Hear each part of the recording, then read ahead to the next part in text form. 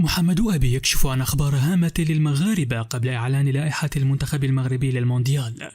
لا أحد سيتكلم بعد الآن. بوعدي يسكت كل المنتقدين ويكشف السبب الحقيقي وراء اختياره اللاعب للمنتخب المغربي. عملاق الدوري الإنجليزي يضع مبلغا خياليا لأجل إقناع إدارة بيتس بالتخلي عن الزلزولي. والآن إلى التفاصيل.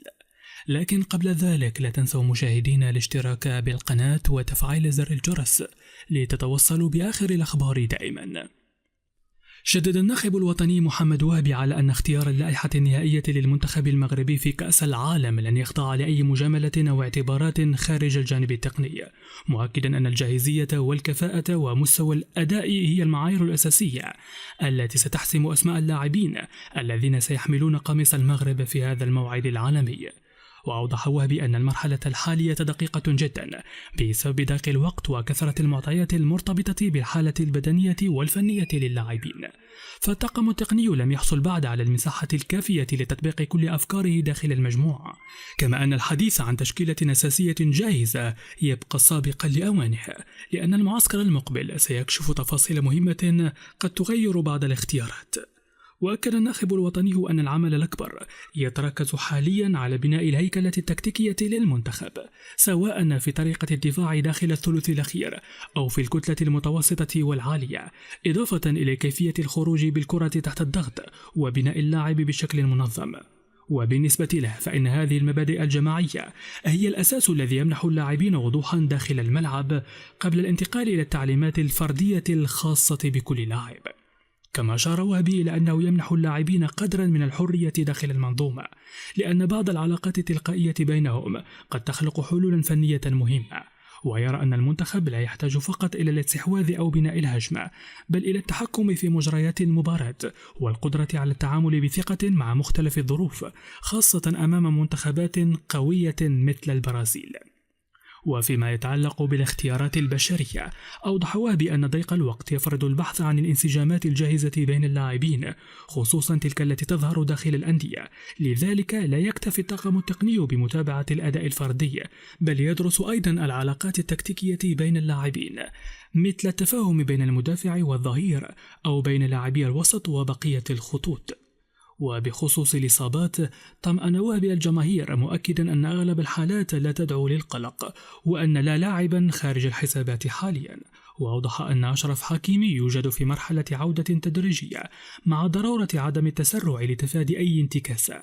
أما نايف أكرد فوضعه أكثر تعقيدا بعد خضوعه لعملية جراحية، لكن احترافيته تمنح أملا كبيرا في عودته سريعا. كما أشاد بمنير المحمدي مؤكدا أن خبرته وثقتها تجعلان منه عنصرا مهما داخل المجموعة.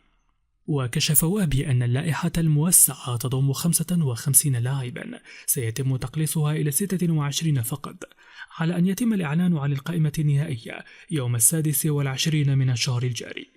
وسيخوض المنتخب معسكرا أوليا بين 22 و26 من مايو، قبل تجمع المجموعة كاملة يوم 29 من مايو بمركب المعمورة، ثم السفر إلى الولايات المتحدة يوم 3 من شهر يونيو المقبل. وختم وهبي بالتأكيد على أن المتابعة الأسبوعية لجميع اللاعبين تتم بدقة كبيرة عبر تقارير تحليلية وبيانات إحصائية مفصلة، لكن القرار النهائي سيبقى دائما بيد الناخب الوطني وفق ما يخدم مصلحة المنتخب المغربي في كأس العالم. أعلن اللاعب المغربي أيوب بوعدي نجم نادي ليل الفرنسي قراره الرسمي بتمثيل المنتخب المغربي على الصعيد الدولي، في خطوة أنهت الكثير من الترقب حول مستقبله الدولي، وفتحت صفحة جديدة في مسار واحد من أبرز المواهب الصاعدة في الكرة الأوروبية. وجاء إعلان بوعدي عبر حساباته الرسمية، حيث عبر بوضوح عن سعادته الكبيرة بحمل قميص المغرب، مؤكدا أن قراره لم يكن مبنيا فقط على الحسابات الرياضية، بل جاء من القلب ومن ارتباطه العميق بوطنه الأم وبالتربية التي نشأ عليها داخل أسرته، حيث أن كلمات اللاعب حملت الكثير من المعاني، لأنها كشفت أن اختيار المنتخب بالنسبة لها لم يكن مجرد قرار مهني، بل موقف وجداني له علاقة بالهوية والانتماء والرغبة في تمثيل الألوان الوطنية. ويعد هذا القرار مهما للمنتخب المغربي، خاصة أن أيوب بوعدي يصنف ضمن الأسماء الواعدة في أوروبا، بعدما خطف الأنظار مع نادي ليل بفضل نضجه المبكر وقوته في وسط الميدان وقدرته على اللعب بثقة رغم صغر سنه. ولذلك فإن انضمامه إلى المشروع المغربي يمنح وصول الأطلس إضافة مهمة للمستقبل، خصوصا في ظل رغبة الطاقم التقني في بناء جيل جديد قادر على مواصلة الحضور القوي للكرة المغربية في السنوات المقبلة. ولم يكتف اللاعب بالحديث عن اختياره الشخصي، بل وجه رسالة أوسع إلى اللاعبين مزدوجي الجنسية، معبرا عن أمله في أن يكون قراره مصدر إلهام للجيل الجديد من المواهب المغربية في أوروبا، حتى يساهم بدورهم في إشعاع المنتخب الوطني ورفع راية المغرب في أكبر المحافل. ويحمل قرار أيوب بوعدي قيمة رمزية ورياضية في الوقت نفسه، فهو يعزز قوة المنتخب المغربي ويؤكد أن المشروع الوطني أصبح أكثر جاذبية للمواهب الصاعدة بعدما نجحت كرة القدم المغربية في فرض احترامها عالميا، وأصبحت وجهة يختارها اللاعبون بقناعة وفخر. يواصل الدولي المغربي عبد الصمد الزازولي خطف الأنظار داخل سوق الانتقالات بعدما تحول إلى واحد من أكثر الأسماء متابعة في أوروبا بفضل مستوياته القوية مع ريال بيتيس الإسباني هذا الموسم. فاللاعب المغربي لم يعد مجرد موهبة واعدة، بل أصبح هدفا حقيقيا لأندية إنجليزية كبيرة تبحث عن جناح سريع حاسم وقادر على صناعة الفارق في الثلث الأخير من الملعب. وبحسب تقارير صحفية فإن نادي نيوكاسل يونايتد الإنجليزي دخل بقوة على خط التعاقد مع زلزولي، وأبدى استعدادا لتلبية مطالب إدارة ريال بيتيس التي لا تبدو مستعدة للتفريط في اللاعب بسهولة. فالنادي الأندلسي يدرك جيدا قيمة نجمه المغربي، خاصة أن عقده يمتد إلى غاية سنة 2029 مع شرط جزائي يصل إلى 60 مليون يورو، ما يمنح بيتيس موقفا قويا في أي مفاوضات محتملة. وتشير المعطيات المتداولة إلى أن نيوكاسل يجهز عرضا ماليا قد يتراوح بين 40 و60 مليون يورو من أجل حسم الصفقة مبكرا، خصوصا في ظل وجود منافسة من أستون فيلا واهتمام من ليفربول الذي يرى في زلزول خيارا محتملا لتعويض الرحيل المرتقب للنجم المصري محمد صلاح. وهذا الاهتمام من أندية بهذا الحجم يعكس التطور الكبير في صورة اللاعب المغربي داخل أوروبا.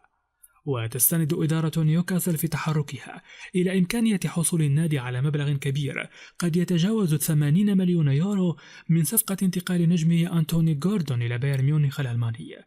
وفي حال تمت هذه العملية فإن الفريق الإنجليزي قد يجد في عبد الصمد الزلزولي البديل المناسب لتعويضه، خاصة أن النجم المغربي يملك السرعة والمهارة والقدرة على خلق الخطورة في المساحات.